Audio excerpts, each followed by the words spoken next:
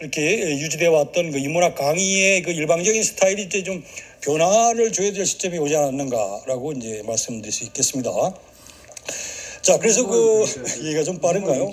자, 그래서 제가 앞으로 이제 여러분과 함께 새로운 어떤 강의를 한번 시도해 보려고 하는데, 한마디로 이제 말씀드리면 서사가 있는 대중문학 강의다, 이렇게 타이틀을 걸 수 있을 것 같아요. 자, 서사가 있는 대중문학 강의다. 자, 강의는 강의인데 왜 서사가 있는지 들어가나, 이게 참 궁금하지 않아요, 그죠? 봐도. 그래서 우리가 이 서사가 있다는 건 이제 요즘 여기서 앞에 붙은 것처럼 지금 이것이 없을 때와 있을 때 상당히 차원이 다른 거예요. 그만큼 이제 하나의 핵심적인 요소가 되고 제한 조건이 되는 건데, 그만큼 이제 서사가 빠져서는 또 안 된다는 의미를 함유하고 있잖아요, 그죠? 그럼 도대체 서사라는 게 도대체 뭐냐라고 이제 흔히 질문할 수 있겠는데, 서사라는 건 이제 흔히 말해서 뭐 이야기죠, 내러티브 이야기인데, 그 이야기라는 것은 우리가 알다시피 이제 기존의 어떤 인류의 문화 유전자로서 오랫동안 인간의 내면에 흐르고 있는 하나의 생명체 같은 것이죠. 우린 뭐 말하지 않고서는 살지 못하잖아요, 그죠? 인간은 끊임없이 소통하는 존재고, 소통의 존재는 말을 통해서, 이야기를 통해서 유지되는 것이니까 그 이야기라고 하는 것은 이렇게 오래된 것이죠, 사실은. 그러나 여기서 말하는 서사라고 하는 개념은 기존의 일반적으로 말하는 이야기와는 약간 좀 근본적인 차이는 아니지만 성격적으로 좀 차이가 있습니다. 좀 전에 말한 것처럼 인문학에서 말하는 스타일의 일방적인 강의도 사실 이야기입니다, 일종의. 그러나 이것이 서사와는 좀 차원이 약간 달라요. 왜 다르냐? 기존의 강의하는 인문학 강의 스타일은 사실 소설과 좀 비슷한 요소가 있습니다. 근대 소설이라고 하는 세계는 바로 지식을 독점한 지식인들이 일방적으로 어떤 자신의 얘기를 자의적으로 이렇게 얘기하는 거죠. 물론 자의적으로 얘기한다 하더라도 사실은 개인 주 독자층인 한가한 부인들을 상대로 이제 얘기하는 것이기 때문에 없지 않아 그렇게 간통이라든지 이런 로망스 관련된 얘기들이 이제 근대 소설의 주를 이루지 않았겠습니까? 그러나 지금 이제 우리가 말하는 소설과 다른, 사실 지금 따지고 보면 이제 소설이라는 것이 뭐 약간 예전과 좀 다른 위상을 갖게 됐어요. 그래서 뭐 요즘 언론에 나온 것처럼 뭐 소설 쓰고 있네라고 하는 말은 왠지 좀 비아냥으로 느껴지지 않습니까? 예전에는 소설가라고 하면 상당한 대접을 받았죠. 그야말로 지배서사의 주역들이 바로 소설가 작가였는데, 그만큼 이제 소설의 근대 시절이 지나고 이제 뭔가 새로운 시대가 오고 있다는 것이 벌써 소설서네라는 말에도 있는 것 같아요. 그래서 이런 소설이 대조하면서 이제 새로운 지배서사로 등장하고 있는 것이 뭐냐? 그게 바로 이제 지식인과 다른 이 시대의 새로운 주역으로 떠오르고 있는 바로 대중들의 이야기라는 것이죠. 그게 대중들의 이야기라는 것은 사실은 보면 뭐 이렇게 우리가 어떤 주점이라든지 뭐 카페라든지 어디 뭐 자유스러운 공간에서 그냥 뭐 거침없이 대놓고 떠들면서 서로 즐기고 있지 않습니까? 이런 것처럼 이것은 일방적으로 어떤 강의를 이렇게 통해서 이렇게 지식을 주입하는 그런 성격과, 뭐 대표적으로 우리가 학교 강의가 그렇지 않아요, 그죠? 거의 뭐 뚜껑 열어놓고 뭐 주입하는 식이겠죠, 쉽게 말해서. 이런 시대는 이제 지나간 것 같아요, 틀림없이. 무슨 얘기냐? 내가 지금 여러분하고 이렇게 얘기하는 과정에서 그야말로 어떤 이런 설득력이라는 것이 없고 공감이 없으면은, 그죠? 흔히 말하는 게 상호성인데, 이런 상호작용하는 가운데서 뭔가 공감이 부족하면은, 근데 그동안에는 공감이 부족해도 일방적으로 잘 떠들었으면 됐어요, 사실, 그죠? 유명한 도울 선생님도 얼마나 격정적으로 자기 얘기를 잘 풀어내고 있습니까? 근데 아주 잘 풀어내고 있는 대표적인 사례인데, 따지고 보면 그것도 지금 말하고 있는 어떤 일방적인 지식의 전달 스타일이란 말이죠. 그래서 지금부터는 이제 이런 걸 좀 지향해서 새로운 이야기, 그것을 우리가 이제 서사라고 하는 것이죠. 서사라고 하는 것은 이제 요즘에 흔히 말하는 이 스토리텔링이라는 말과 상당히 관련이 있는 말 같아요. 스토리텔링이라는 게 뭐냐? 스토리를 텔링한다 이거죠.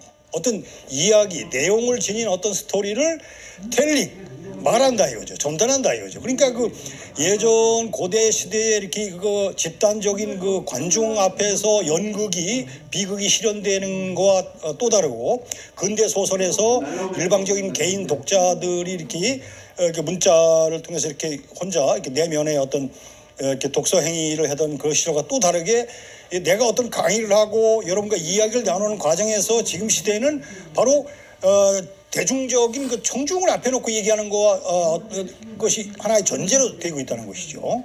그래서 이런 그 새로운 지금 그럼 왜 지금 내가 대중을 전제할 수밖에 없느냐? 그렇죠. 예전에는 대중들이 무식했기 때문에 지식을 독점한 사람이 일방적으로 전달해도 뭐 크게 그 권위가 손상되지 않았지만 지금 우리가 보다시피 전자화된 사회에서는 이 어때요? 지식이 다 개방이 되어 있지 않습니까? 그죠? 우리가 지금 뭐 구글 하지만 지금 이 전 세계에 우리가 알려고 하고 또 알려져 있는 일반적인 이런 모든 지식과 정보는 사실 구글 치다 보면 다 나와 있습니다. 이미 공개돼 있어요. 그러니까 이제 이런 그 내가 알고 있는 지식과 정보는 사실 상대방도 안다 이거죠.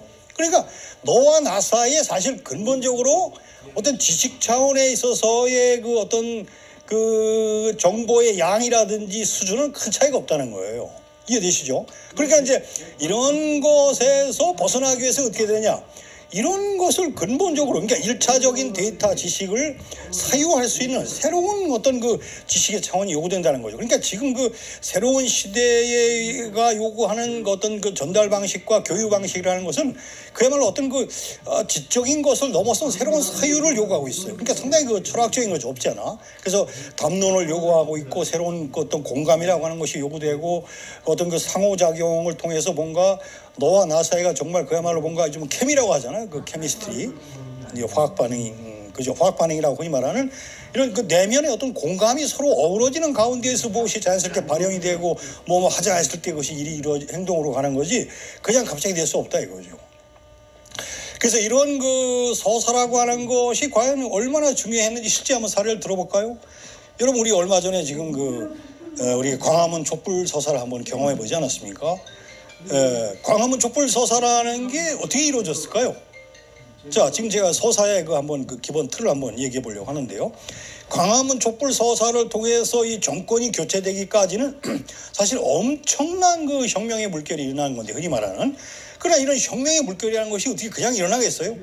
내가 내일 바쁜데 뭐 거기 광화문에 어떻게 나갈 일이 있겠습니까? 다들 자기 할 일이 있는 건데. 근데 어떻게 그 많은 사람들이 그렇게 광화문에 모여서 이렇게 막 정권을 한번 흔들어 놓을 수 있는 상황이 돼 있었냐 이거죠. 그것은 바로 서사라고 하는 우리에게 익숙한 이런 새로운 지배 어떤 수단이 새로운 이야기 수단이 새로운 형식이 우리 삶을 근본적으로 지금 좌지우지하기 때문에 새로운 지배 전략으로 등장해 있기 때문에 서사가 그만큼 먹히겠다는 겁니다. 자, 그러면 과연 구체적으로 광화문 촛불 서사의 서사는 어떻게 이루어졌을까요?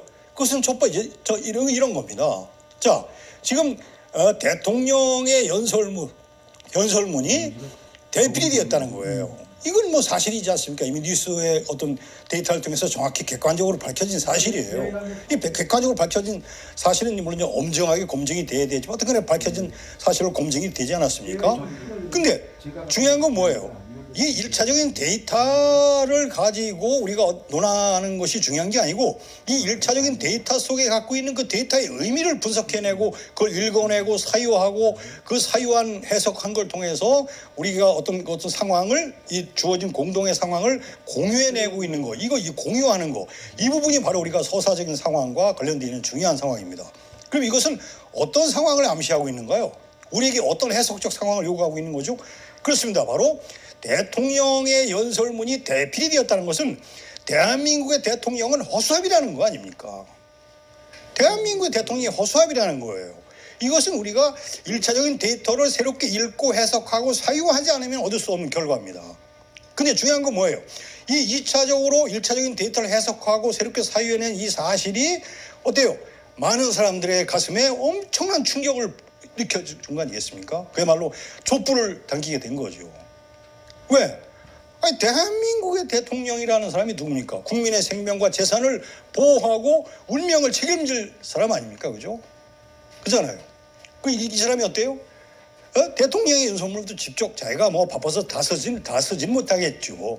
그래서 그 옆에 청와대 안에 이렇게 좀 글 쓰는 사람을 전문가를 또 두고 있는 거 아니겠습니까? 그건 뭐 필요한 부분이겠죠, 당연히. 그죠? 외교적인 수사도 해야 되고 전문적인 그 문서도 주물러야 되고 할 일이 얼마나 많겠습니까? 또 국가적으로 망실을 당하지 않기 위해서는 또 정확하게 실수하지 않아야 되고 뭐 이런 모든 문맥을 봤을 때 전문가가 또 필요하니까 뭐 할 수도 있습니다. 솔직히 그렇지 않아요? 그렇지만 대통령이 스스로 자기 생각을 이렇게 주도적으로 이끌어내고 사유해서 그것을 문서로 반영해서 이렇게 기자회견할 때 그야말로 이게 앞에 놓인 연설문 없이도 자연스럽게 연설할 수 있는 자기 스스로의 그 어떤 그 정보를 생산하고 그것을 그 재형성해낼 수 있는 그런 창조적인 능력 없이 어떻게 그야말로 그 남의 의지에서 국가의 그 재산과 생명에 국민의 생명을 보존하는 책임을 질 수 있단 말입니까? 말도 안 되는 거지 않습니까?